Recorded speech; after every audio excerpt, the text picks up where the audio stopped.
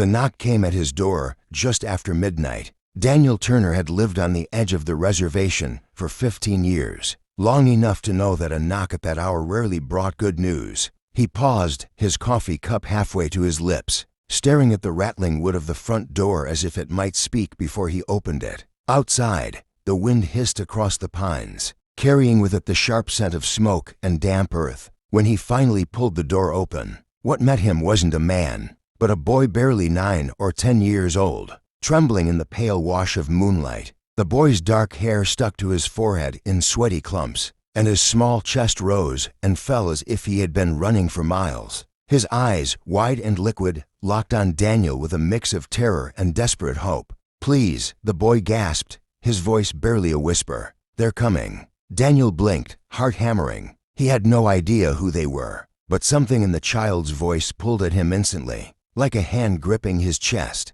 The boy didn't wait for an invitation. He stumbled inside, clutching a small bundle wrapped in a torn blanket. "Slow down, son," Daniel said, closing the door quickly. "Who's coming? What's going on?" The boy shook his head so fiercely his hair flew across his face. "Men, they want to take me away. My mother, she told me to run. Please, don't let them find me." Daniel stood there, coffee cooling in his hand, staring at the trembling child now hiding behind his couch. Something deep and instinctive, older than reason, made the choice for him. He set down the mug, locked the door, and pulled the curtains tight. "I don't know what kind of trouble this is," Daniel muttered, mostly to himself, "but you're safe here tonight." The morning sun rose slow and golden over the ridges, painting the sky with strokes of amber and rose. Daniel hadn't slept a wink. He sat in the kitchen chair, elbows on the table, his weathered hands wrapped around a cup of cold coffee. Every creak of the floorboards, every whisper of the wind outside, kept him on edge. The boy whose name he finally learned was Elon had fallen asleep curled up on the old couch, still clutching the torn blanket like a lifeline. In the quiet glow of dawn, Daniel had studied his face, the way his small brows furrowed even in sleep, as if the fear refused to let go. By mid-morning, the sound of tires crunching gravel reached Daniel's ears. He stood instantly, heart in his throat. A black truck rolled up the dirt road and stopped just beyond his gate. 2 men stepped out broad-shouldered, hard-faced, their boots kicking dust as they approached. Daniel's instinct screamed. He moved quickly to the couch. "Elon," he whispered, shaking the boy gently. "Listen to me. Go upstairs, into the attic. Stay quiet until I come for you. Do you understand?"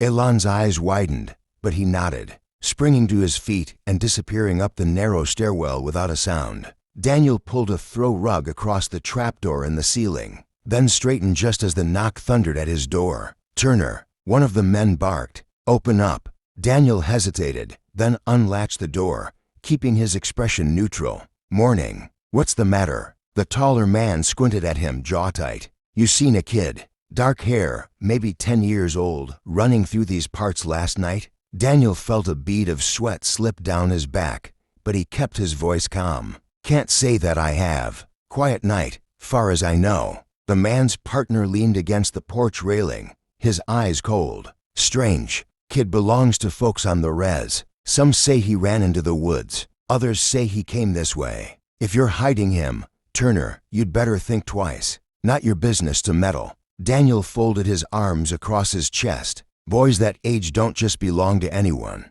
If he's running, there's a reason. Maybe you ought to figure that out before you go chasing him like dogs." The men exchanged a sharp glance. Tension hung heavy in the air. After a long pause, the taller one finally spat into the dirt. "If you see him, you'd better tell us. For your sake." Then, without another word, they stalked back to the truck and drove off, leaving a trail of dust curling in the morning sun. Daniel closed the door, exhaling slowly. His hands trembled as he locked it again. Upstairs, the faint creak of the attic told him Elon was waiting. When Daniel opened the trapdoor, Elon was crouched in the shadows, his small body shaking. Daniel climbed up, sat beside him, and put a steadying hand on his shoulder. "They won't find you here," Daniel said softly. "But you've got to tell me the truth, son. Why are they after you?" Elon swallowed hard. His voice cracked as he whispered, "Because I saw something I wasn't supposed to. Something bad. They said if I spoke, they'd make me disappear like my uncle. The words chilled Daniel to the bone. He'd heard stories before, whispers of corruption, of children gone missing near the reservation. But hearing it from the lips of a trembling boy made the rumors bleed into reality. In that moment, Daniel made a vow he didn't speak aloud. Whatever this boy had stumbled into, whatever danger followed him, he wouldn't face it alone.